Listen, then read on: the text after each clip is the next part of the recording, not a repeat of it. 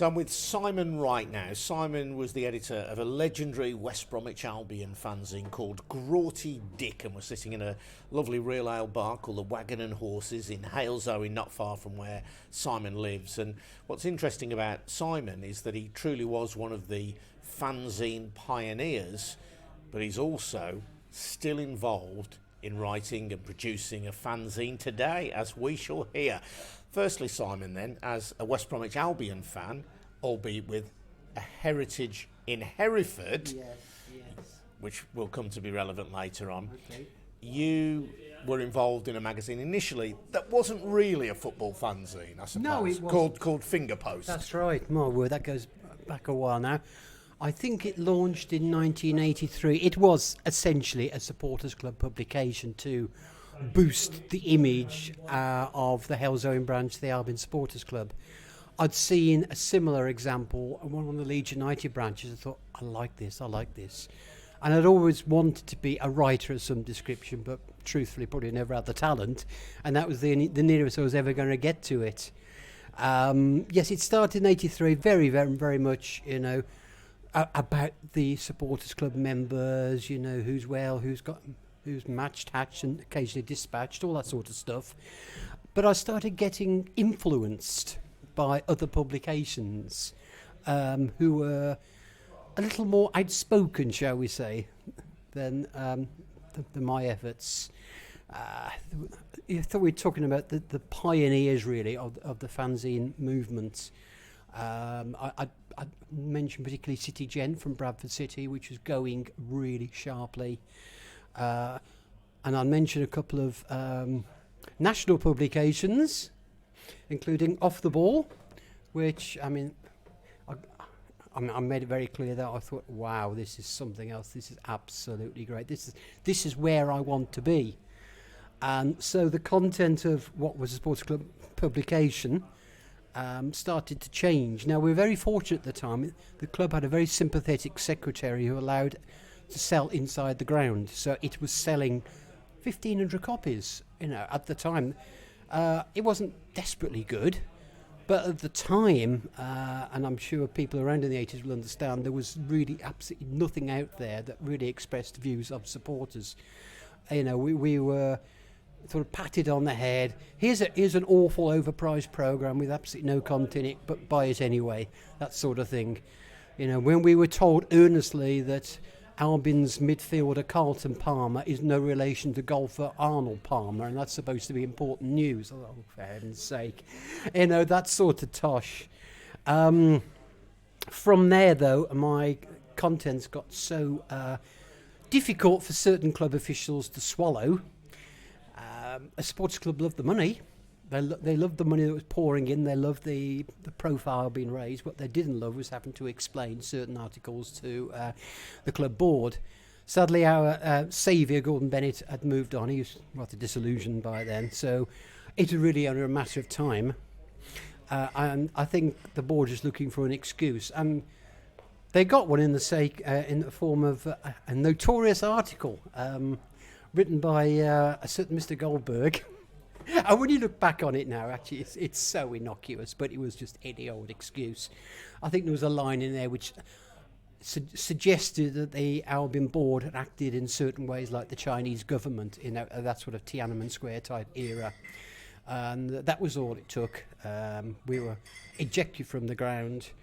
And that actually wasn't so bad in itself, because we got first dibs on selling before people saw programmes. But then the supporters club was still very, very anxious, and we had a falling out of the ways. Up to this day, I'm not sure whether I was sacked or whether I resigned. I'm not sure who got him first.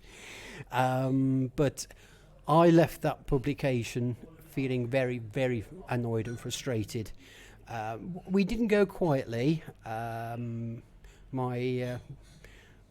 fiancée at the time, plus all the other editors, we all got together and said, we're not going away.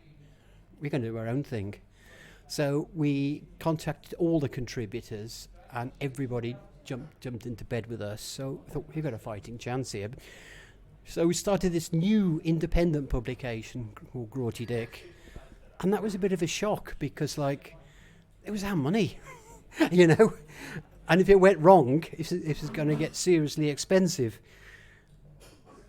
It's difficult because there was no social media then. There's no easy way to get the message out. So I think we more or less spoke to a couple of sympathetic newspaper reporters and just launched in, goodness me, when was it? 1989, I think it was, November 89.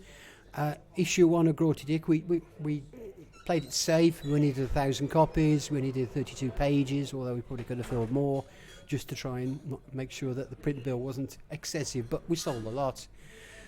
There was a lot of, what is that? What the heck's this? Or where's finger post? All those sort of queries. But it was reassuring that we sold out.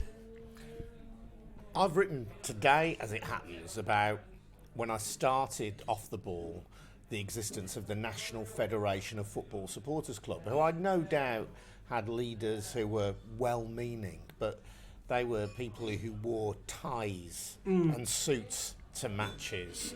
They were people, in the case of the leader at the time, their chairman, Tony Kershaw, who was a Conservative councillor.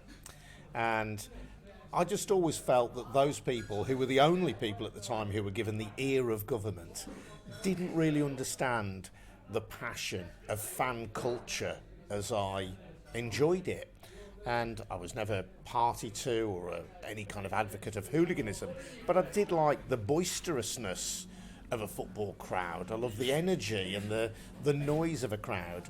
And I always felt that these people were too reserved, too middle class for us.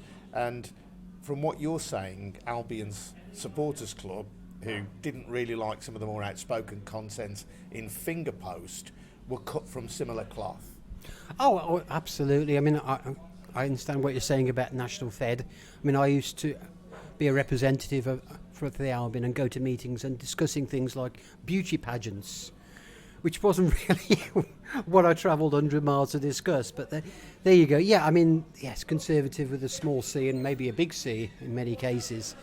They didn't want to get involved in anything. They didn't want to get involved in the Hillsborough repeal. They didn't want to get involved in the petition against the ID card, stuff that really mattered to me and mattered to people that I knew.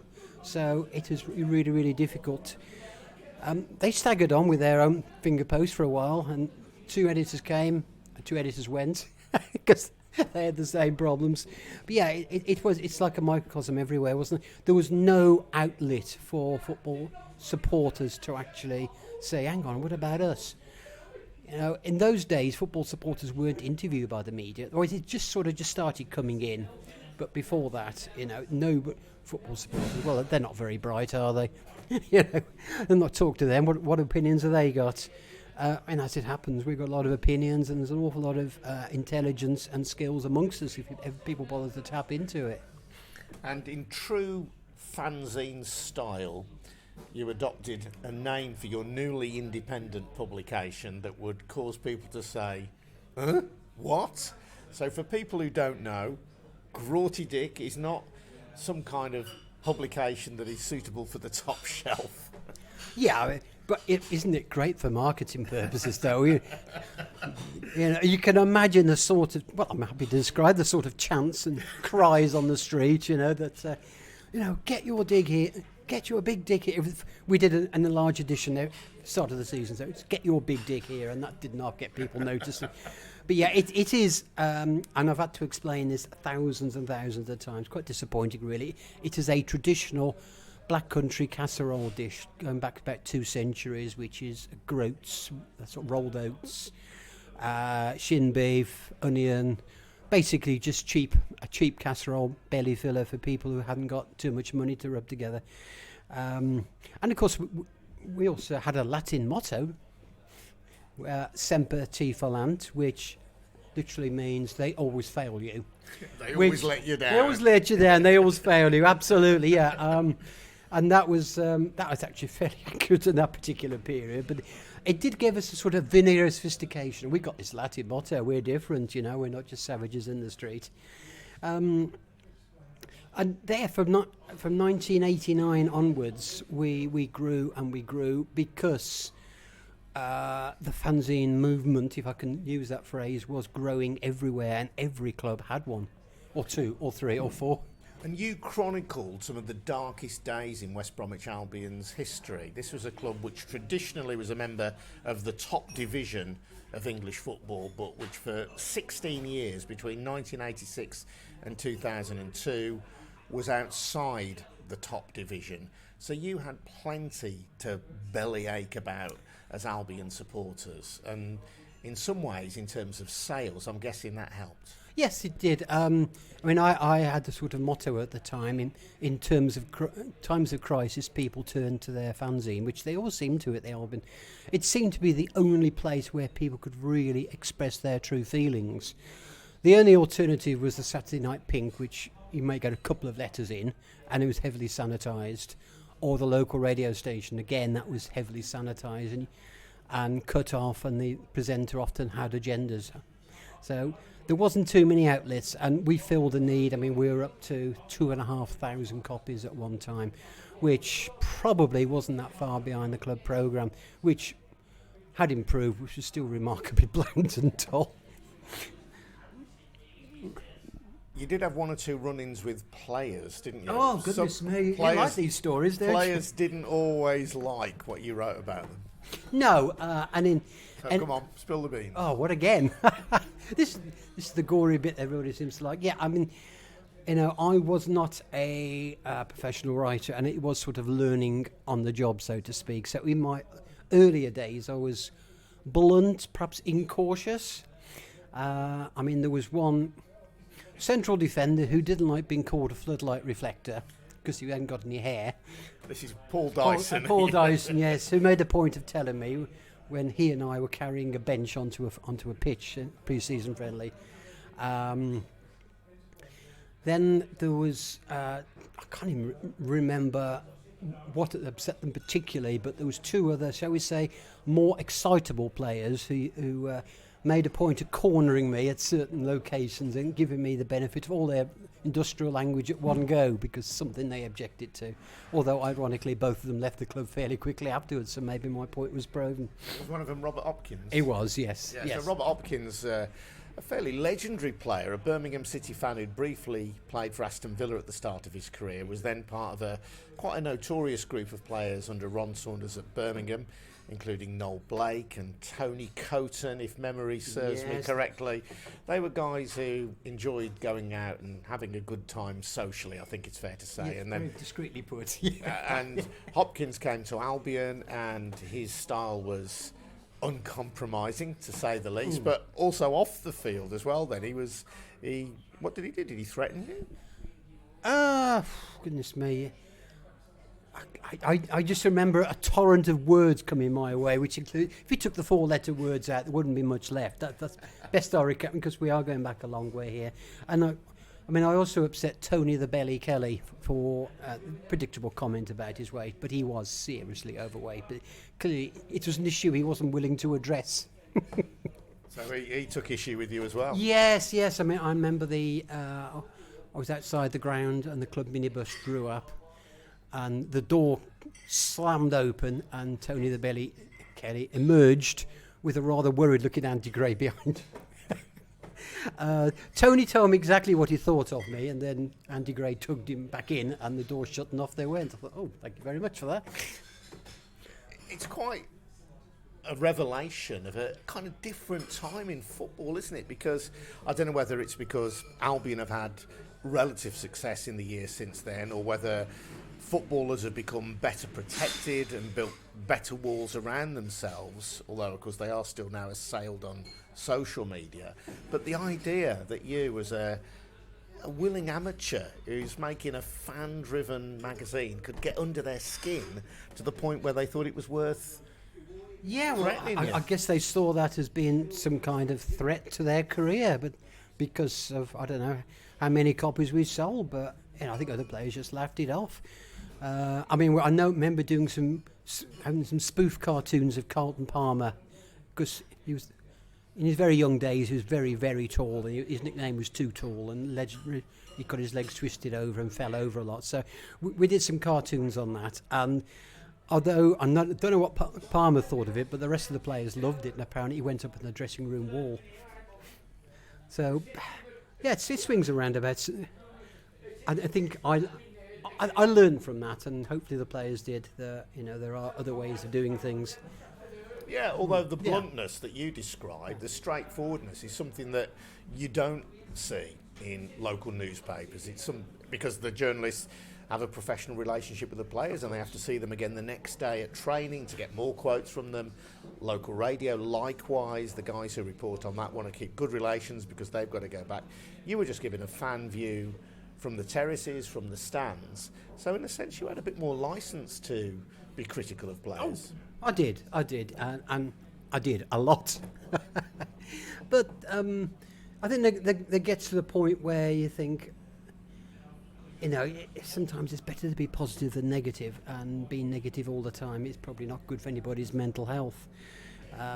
So I learned to be more critical, but in a more subtle way over the years. And the football club's attitude softened markedly towards me, which helped. When we had a new chairman, Paul Thompson, in charge, now he took a very, very different view. He basically said, access all areas to us. He basically just invited us in to talk, to interview anybody who wanted to, sit in on press conferences, pretty much whatever we wanted to do, but with the unspoken word that you've got to be responsible when you've got that kind of access. So that changed things. It was quite an eye-opener. I mean, the very first interview we did a week later with one player, I'm not going to name, admitted, oh yes, we spent the whole morning practicing diving on the training field. I thought, oh my word. And he was new and he's a nice guy, so we weren't going to drop everything on him, so we ignored that bit. So with that sort of access came responsibility. I thought we could I thought that things did change. It was steering a difficult balancing line between still being a critical friend, but at the same time realising what actually sort of happening behind the scenes. It was a difficult one. I think we did it fairly well, but then of course Paul Thompson went, and we were sort of back to square one again, out on the outside trying to make sense of it all. Yeah, Jeremy Peace then came in at West Brom. And you mentioned the incident which led to the creation of Fingerpost, though, as you say, this was an article I wrote for Fingerpost in which I compared, it was a ridiculous comparison, the Albion board at the time with the Chinese government in relationship to Tiananmen Square. And my point wasn't that the Albion board were out to massacre any supporters, but just that they were incredibly sensitive to criticism and overreacted to criticism. It may have been an inappropriate metaphor on my part. However, they reacted to the complaint that they were oversensitive to criticism by being oversensitive to criticism. And they banned Fingerpost. As the years went on, how did the different hierarchies over a time period react to the criticism that you were making? And I think it's fair to say, because of the state the club was in, it was for most of that time critical. Yeah, I mean, we built quite a relationship with some of the directors, and we saw things from their perspective as well. But even so, they, as a group, they still remain very sensitive to criticism, and I don't think that's changed today, and not just at Albion, but any other club. It's a tricky one, isn't it, to actually get a point over them without throwing dollies out of the pram. What do you think your value was to Albion supporters over that period? It's always a difficult one, isn't it? I often suspected that ideas we had, Albion would adopt 6 months later and claim them as their own. And I think it was an important safety valve, and I think it was also a genuine source of information, because the football club at that particular time got no media people. They just battened down the hatches, unfortunately, all the time. So they weren't able to clarify why certain things are done and not done. So in some cases, we're able to do that for them. We shouldn't have to do it for them, but that's just how it was at the time. It was a weird time, the 1980s, looking back. What do you remember of the campaign against identity cards? Oh, goodness me. Now, that was... Albion was the first club to do a a petition on the day. Supporters Club, sadly, said it's not for them. I thought, oh, charming, okay. So it was a combination of the excellent people at the local branch of the FSA and Albion supporters I could rope in, coming together to, get people to sign our petition all the way around the ground. It went extraordinarily well. I think we got 5,000 at the time, and I'm pretty clear that so many people said, that's brilliant, I'm taking these back to my mates at factories, offices, schools, whatever. And I believe within a week that number of signatures doubled to 10,000. We got on Radio 2, which is obviously now Radio 5. It was like just before the 5 o'clock results. Yeah, on Sports Report. Yeah, Sports Report, yeah. Yeah, there was this short piece with me with a very squeaky voice, which I didn't recognise myself, so I don't think anybody else did either. But it was really good to get that publicity up and rolling. And as a result, I think you might argue that Albion supporters perhaps were amongst the more militant, because there were groups of Albion supporters who, when Albion weren't playing, would go to other grounds and get people to sign the petition. Coventry, I remember, Old Trafford, and even Wembley. Luton, Nottingham Forest League Cup final, I think it was. It was, yes. Luton was a hard sell. There really, really was. Yeah, well, Luton had their own membership scheme, didn't they? Yeah, and they didn't want to get it. Pointing out to them that they could go to any away game, whereas we couldn't go to their ground, didn't seem to make any difference to them. They couldn't see beyond the end of their nose. And there was some, shall we say, heated discussions between Luton supporters and people getting them to try and sign the petition. In the end, I think pretty much everybody gave up on Luton. Did the other club. But I was also part of that campaign and persuaded Gordon Bennett at Albion to put the petition in the club programme, which was such a big thing for that campaign, because it kind of gave it a legitimacy within football and allowed us to then say to other clubs, well, if Albion can do it, why can't you? And that was in your brief period of glasnost with the club's authorities. But it was pretty immense. And one of the things I remember going and gathering signatures outside grounds was that it was part of that process of breaking down the historical antagonism that we as supporters were expected to have towards other fans. I remember gathering signatures at Walsall when Leeds United came to town, and supporters in the West Midlands with all sorts of backgrounds. Let these two guys go out the door. Supporters in the West Midlands from different clubs who, for whatever reason, were not playing that day, came together to then lobby the feared Leeds United supporters and got a terrific response. Yeah, I mean, I have at that time I had a very, very good relationship with Leeds United. So I would have happily done that had that been impossible. I brokered a sort of partnership, if you like, between Albion supporters and Leeds supporters in the 1980s, as much as you possibly could, given the historic enmity, shall we say. Going back to the 1982, when in a fairly awful display, Albion effectively relegated Leeds out of the First Division, and many Leeds supporters of mature years retaliated by trying to pull down the Smethwick End fence and invading the pitch, which, for anybody who was there, did take a bit of getting over. Yeah, well, I was there. But also, that enmity extended back into the 70s, to the time when Albion prevented Leeds winning the league title with a blatantly offside goal. Not our fault, the fault of the referee Ray Tinkler, who didn't call offside. But anyway, there was this antagonism. But in terms of that breaking down these divisions between supporters, some of which, of course, were emphasised by mainstream media, who, in my memory anyway, tended to characterise football supporters all as shaven-headed brutes and didn't really distinguish between us and them. But I've lost my thread now. What was I saying? Remind me, Simon, where was I? Media lumping all supporters together. Yeah. Not too bright. Brokering. Yeah.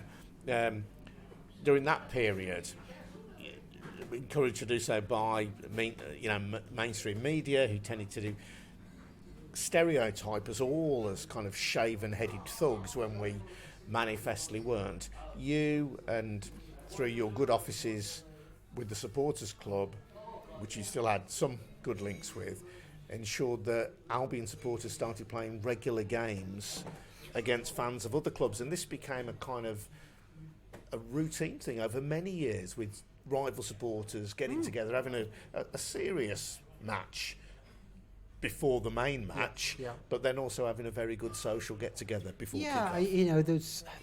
There's so many good memories, really. Albion went to Barnsley a few times, and they absolutely loved us. They invited us, I think, 2 years in a row to their Player of the Year night, which is in their social club, and they didn't have to. It was great.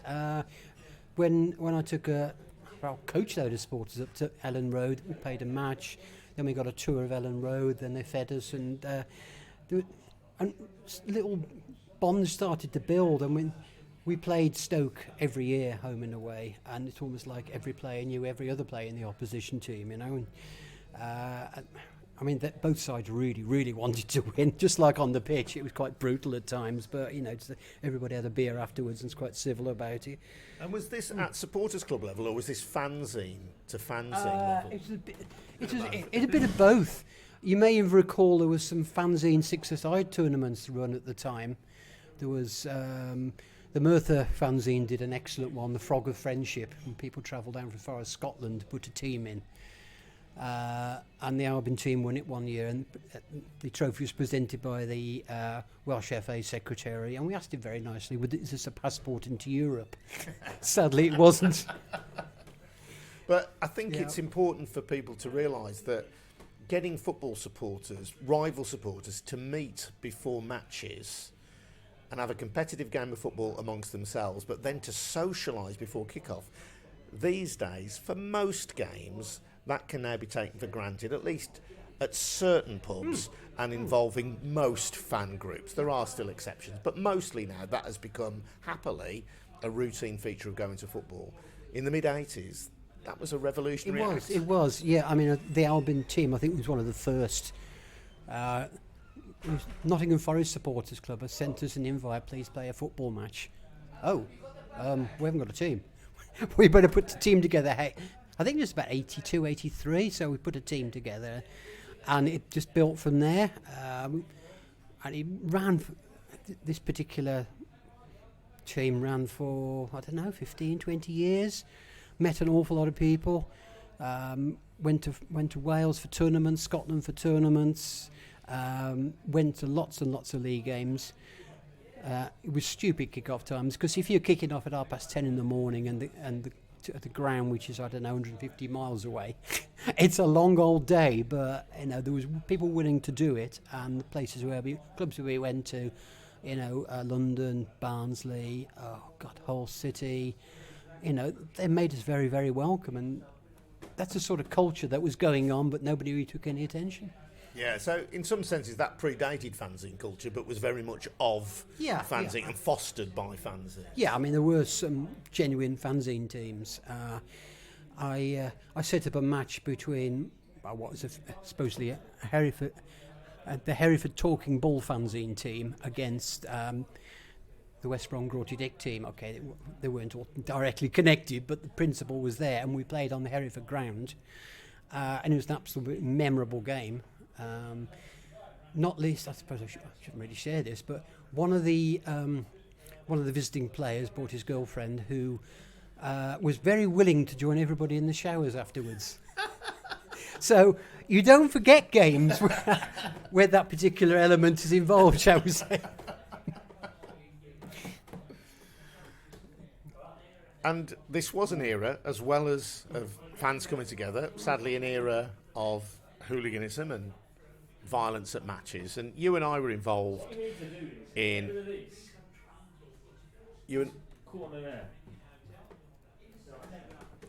You and I were involved in a charity fundraising match because an Everton fan, whose name, if memory, Robert McMurray, memory serves me well, Robert McMurray. Robert McMurray was an Everton fan who came to a cup game at the Hawthorns in 1989, and as Albion supporters, we like to generally pride ourselves on the fact that our supporters are, usually pretty well behaved, but there are idiots everywhere. And one group of fans attacked Robert McMurray, the result of which he lost an eye. Blinded in one eye, yes. This was 1988, I think. Yeah. Was it 88 or 89? It might have been 89, okay. It's a while ago now. Yeah, and I think there was a general sense of disgust, and more than that, what can we actually do to try and make some kind of amends? So there was a lot of setup involved, wasn't there? If I remember rightly, there was a 40-page program that had genuine content in it, although it did have a lot of adverts that was sold to friends and supporters everywhere. And there was 2 matches played on the Hawthorns. I think basically 2 different supporters matches, best I recall. And Albion made the ground available. The Red Cross did it for nothing. And Robert was a little bit overwhelmed, to be truthful.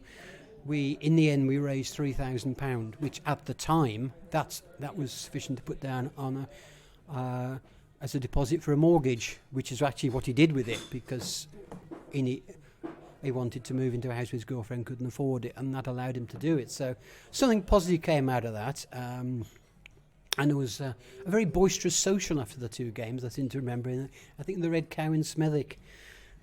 Still a fine establishment going tonight. Yes. But worth reflecting on that moment, because, again, I think that was something that distinguished us from perhaps a previous generation of supporters who may well have tutted about football hooliganism. But I think this gives the lie to the idea that people who are involved in fanzines were not really concerned about hooliganism. There were many other things that were wrong with football at that time, not least the people who ran it.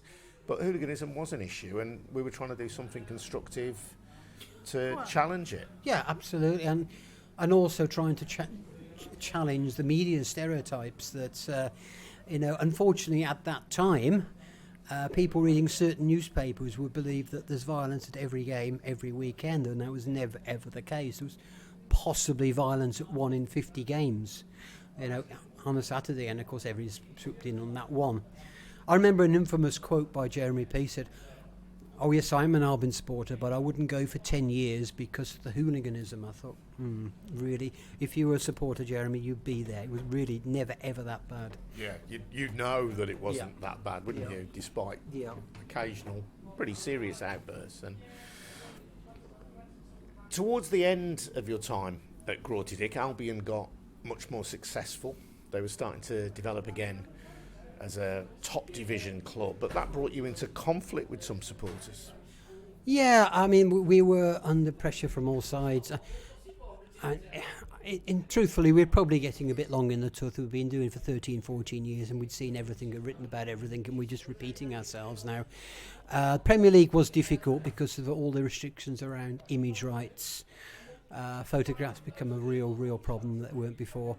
And I mean, this sounds patronising, but I think Albion gained a lot more new supporters who didn't get fanzines, didn't see the need for them.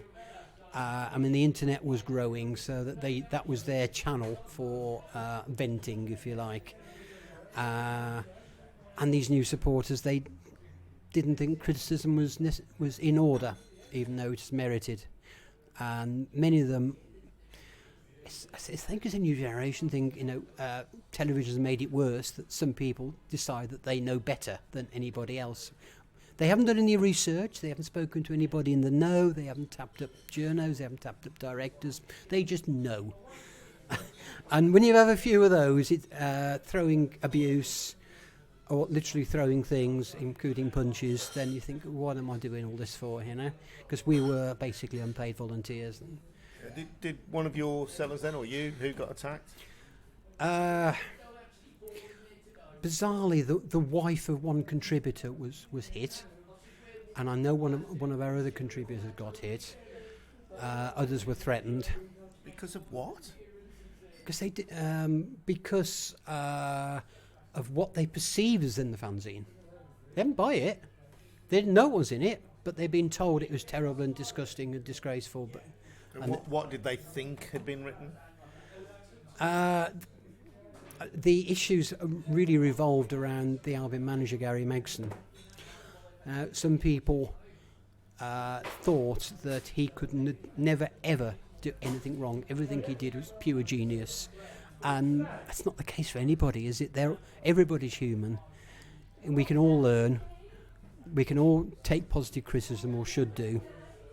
And for me, Gary Megson was a bit of a mixed character. He was paranoid in some areas. He really, really was. And if he took a dislike to a person, there was no way back, regardless of how much that person had cost the club to bring them in. And that didn't seem terribly sensible to me. But unfortunately, others decided that I was an idiot, a plonker, and all the other words that. And you get tired after that, after so many weeks of it, you know. So you knocked you on the head? Yeah, I mean, we did, and we had 15 years. That was really quite enough. Our sales had dropped pretty much to where we started back in issue 1. And really was difficult now because Albion were a big name. Every news source was following at every story, and there really was not too much more to write about. So we thought we had enough of that. So yeah, we the world walked had away. changed around you in a changed. sense. Yeah, The internet was coming on stream. Yes, very much But so. also the football club had improved. Yeah. So the very particular niche that you filled so usefully for many years had kind of That's not right. quite disappeared, but kind of reduced Yeah, I significantly. mean, Albion had a professional media team who were churning out stuff all the time, which unfortunately most people took as 100% gospel, didn't want to look between the lines, thought, I'm going to say that, it must be right. Well, no, guys, it's not quite that clear cut. Honestly, I could tell you when, but of course nobody wanted to listen to any of that anymore.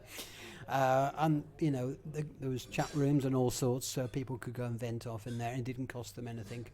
Why on earth would they spend all of 80p on a fanzine? Did you ever make a living out of Grorty Dick? God, no. No, not at all. We were the opposite. I was what I call strict first generation. It was purely for reasons of art, I suppose, or wanting to make a difference. I always resented what I call the Johnny come lately. Said, we're going to set up a fanzine, we're going to make hundreds of pounds every issue. I thought, no, please don't do that. But there were and are some full-time fanzines that do make a living from it, which, okay, I suppose good luck to them, but it's not what fanzines should be about, in my humble opinion. You would have thought, after 15 years long service with Fingerpost and then Grorty Dick, and given the abuse that you suffered towards the end, that you might have learnt some wisdom and knocked it on the head. However, Simon, as well as continuing to support West Bromwich Albion, you also continue to follow your original hometown club, Hereford United, and produce their fanzine. Yes, this is true. Talking Bull. Yeah. Well, Talking Bull it has been around a long time. It started in 1988. And I always was a contributor as far as I could be when I was was an active supporter of a different club. But I always thought it was an important tool to have some independent voice at that football club, because they'd also got paranoid directors. They got through 3 editors, and when editor number 3 packed his, please take it over. No, I can't. I'm only a part-time supporter. It's not right. So it dropped away for 10 years, but. When Hereford FC were founded, there was a Phoenix club to replace the Hereford United, who folded in horrible circumstances. I was asked if I would become a senior contributor to a revived Talking Bull fanzine, working with the BBC reporter Keith Hall, who's actually a very, very good writer. He wanted to revive it and said, would I come on board? So can I say, you know? Of course. It was the time when everybody was volunteering for everything because they desperately wanted this club to succeed. So it was revived. It's made in sort of a glossy publication, which actually looked better than the programme. 3 years down the line, I was asked if I would take it over, be the front of house. Oh, go on then. So. I'm now officially the editor of what is, I think, probably the only print fanzine left in the West Midlands. And considering, this is for a National League North club, I think we really do punch our weight.